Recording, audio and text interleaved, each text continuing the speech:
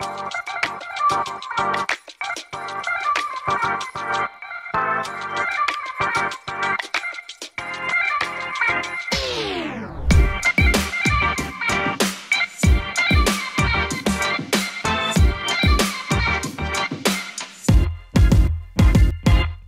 qui m'a vraiment marqué cette année, c'était la diversité des projets. Peut-être les mêmes technologies, parce que c'est vrai qu'on a vu l'intelligence artificielle dans beaucoup de projets, mais cette même technologie déclinée de manière très différente.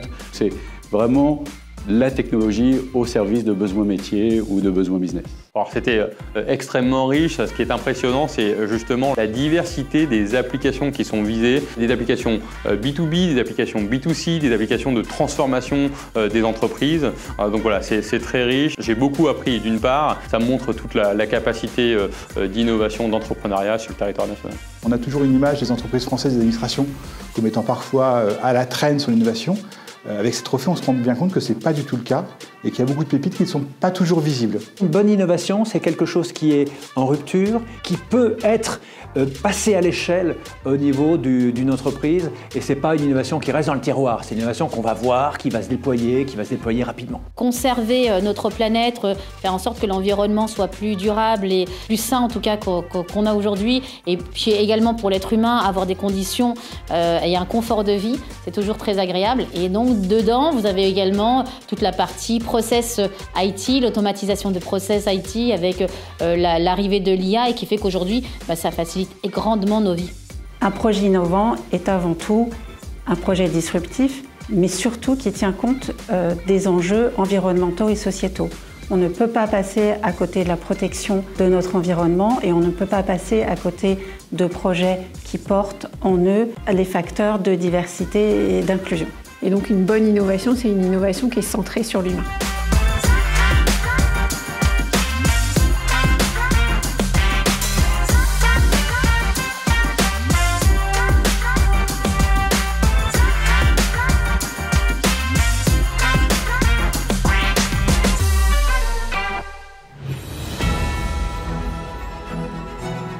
En tout cas, merci d'être présents, nombreux, pour ces 2 heures de tour d'horizon. On va réfléchir, on va connecter entre nous.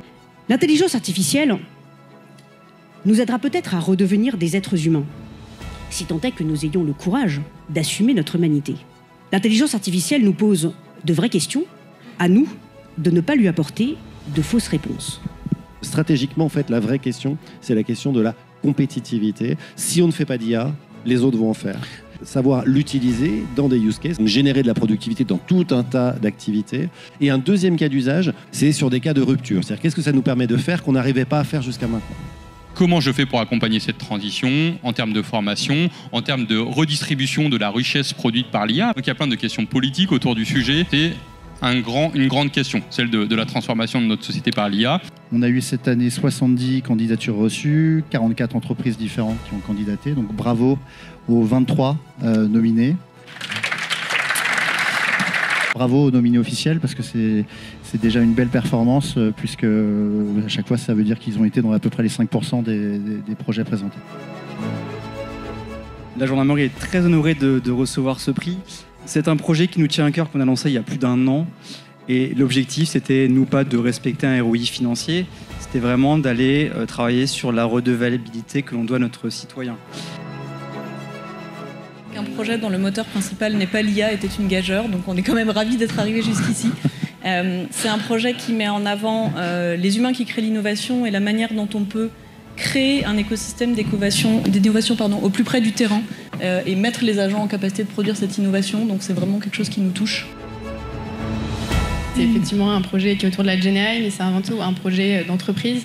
Parce que l'objectif, c'est d'avoir une plateforme interne d'IA générative avec différents services entièrement no-code, donc pour mettre à disposition de tous nos employés, avec du coup une empreinte maîtrisée. Donc Aquagir, comme on l'a dit, c'est un parcours d'accompagnement des collectivités territoriales sur les projets de gestion de l'eau, un parcours en 6 étapes. On s'est entouré des meilleurs experts, donc il y a 6 partenaires qui ont fondé Aquagir. Merci beaucoup, je suis très honorée de ce prix et ça démontre qu'on peut vraiment allier inclusion, accessibilité et innovation. Aujourd'hui, 2 millions de personnes ne peuvent pas vérifier le montant qui est inscrit sur le TPE avant de saisir leur code confidentiel. Nous travaillons tous les jours pour la souveraineté de nos solutions, que ce soit au niveau européen ou français. Donc merci beaucoup et on est ravis de ce prix.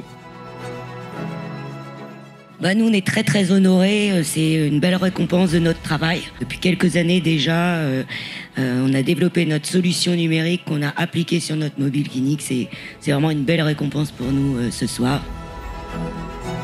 Merci beaucoup, c'est une belle reconnaissance. On est sur un sujet, ça a très bien expliqué, de souveraineté, d'industrialisation, de compétition économique. Il ne faut pas se leurrer. On a l'ambition d'être leader mondial sur ce sujet des textiles et on pense qu'on peut le devenir. Et ce prix va nous aider.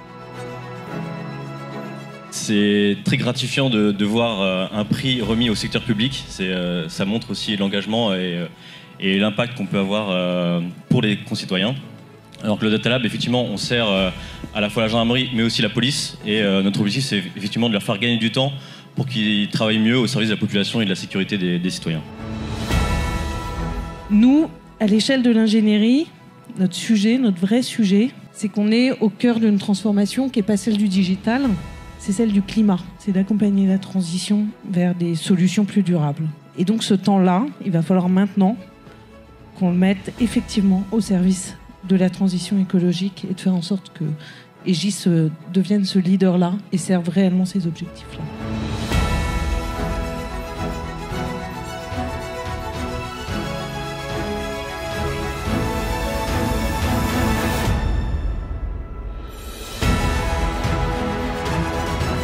Je suis convaincue que le rôle de la FCIA et de l'IMA est essentiel parce que quand les gens se rendent compte, il y a de l'innovation qui se crée. Je pense que dans un monde où les innovations technologiques vont très vite, dans un monde où les défis à relever sont immenses, la meilleure façon de relever les défis, c'est vraiment d'y aller ensemble. Un grand merci à l'IMA et bien sûr, on sera là, vous pouvez compter sur nous l'année prochaine.